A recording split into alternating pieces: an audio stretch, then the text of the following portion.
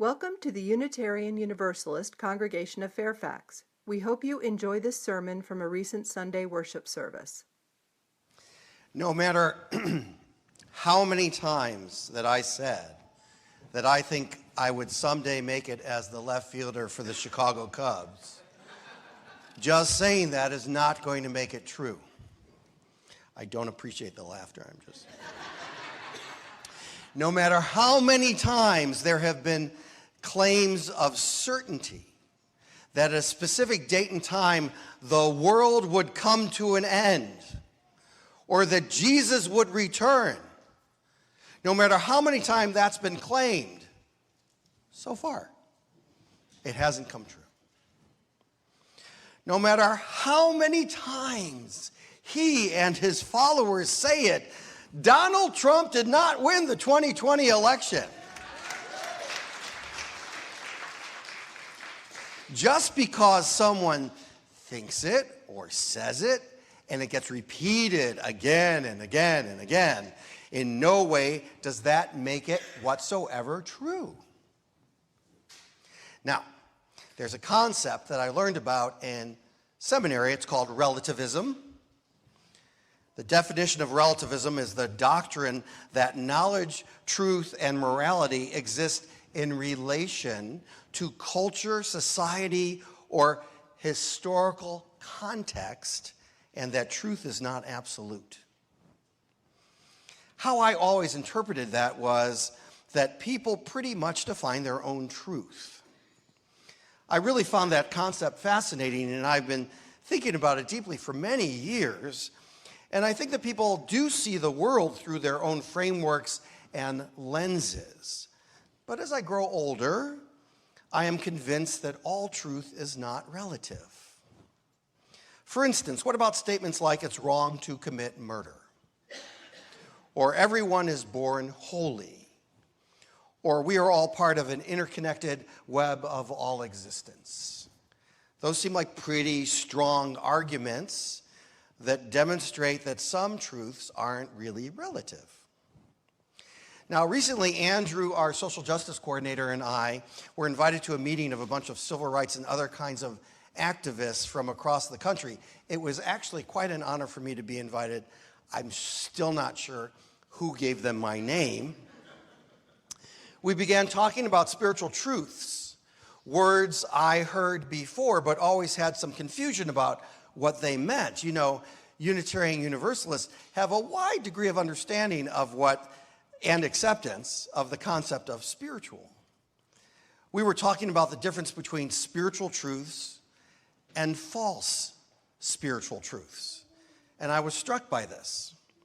So when we were done with the meeting, I came back and tried to find a good explanation of spiritual truths. And honestly, it was hard to find because I don't think there's one clear definition of that. But on the website, Mind That Ego, I would suggest it to many of us, I found almost exactly what I was looking for. Spiritual truths are essential laws of nature. They transcend belief or opinion. They're universally acceptable and free from distortion. These truths emerge in pure awareness, in silence, beyond language and poor translations. They speak the language of the heart. They're honest, simple, and resoundingly beautiful. And spiritual truths stand in contrast to narrative truths, or actually what I might call false spiritual truths. Narrative truths are basically an attempt to refine a narrative or story to match events or opinions. So at that meeting, when we were talking about spiritual truths, we were talking about that in relation to how Dr. King referred to spiritual truths.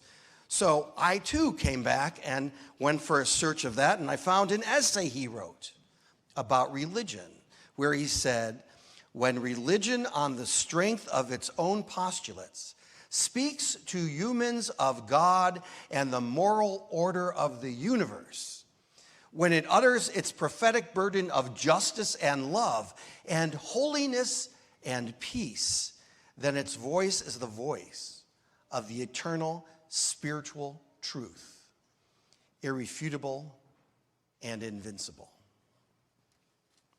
Now, February's worship theme is justice and equity. So if you have to think, are the concepts and equity and social justice actually spiritual truths?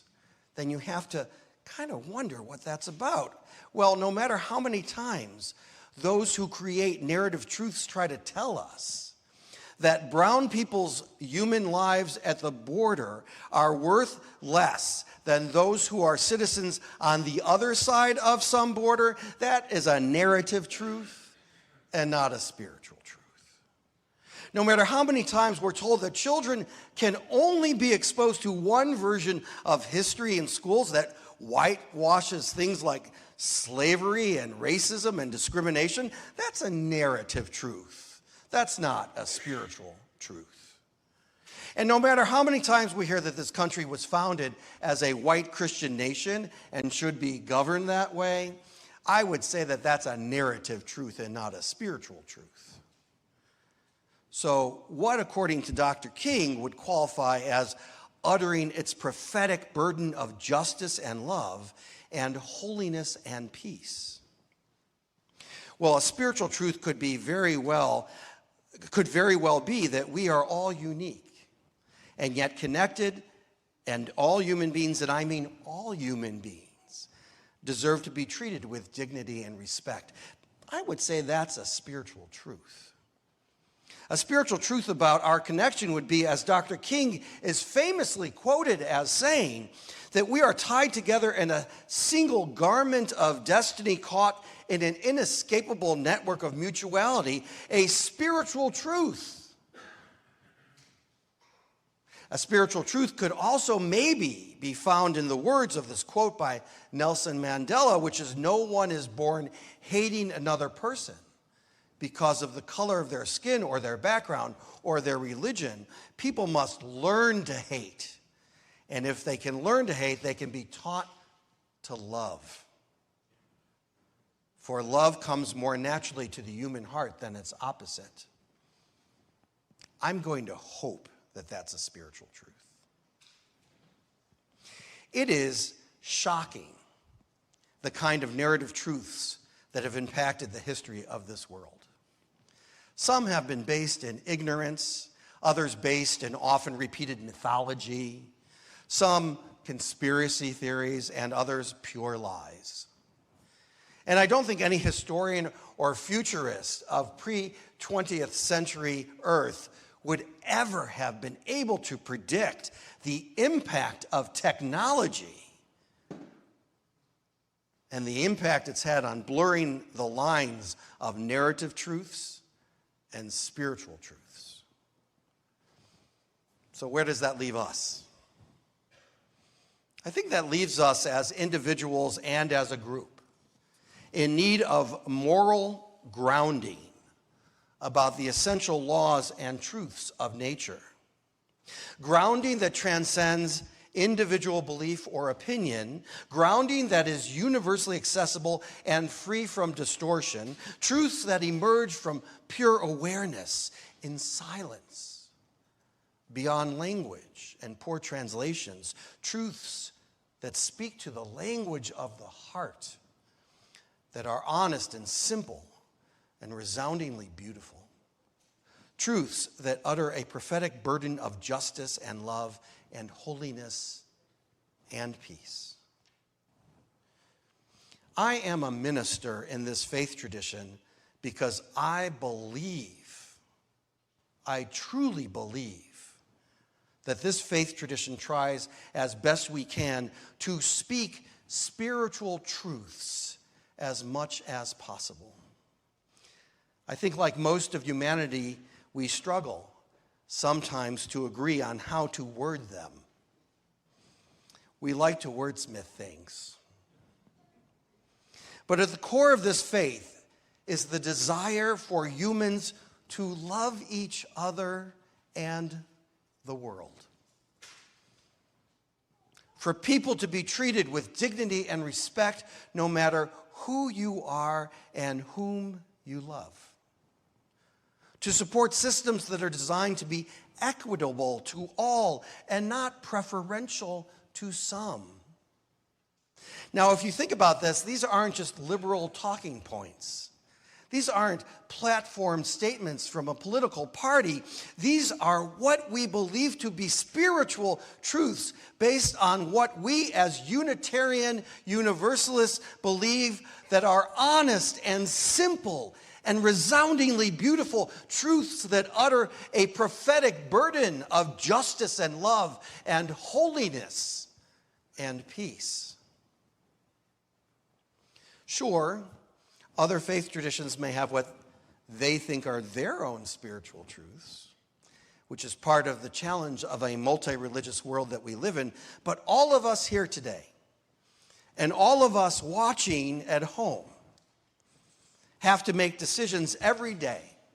And what I am inviting us to do is to have some shared clarity and perhaps some shared agreement that we, UUs, are grounded in these larger spiritual truths that hopefully, we think about, we consider, we act upon in our private and in our public lives.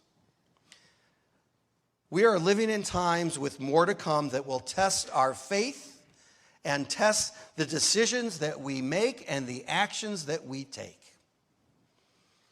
I guess one of our big questions that we need to answer is, can we live practicing these larger truths that we hope will lead to a more just and more equitable world?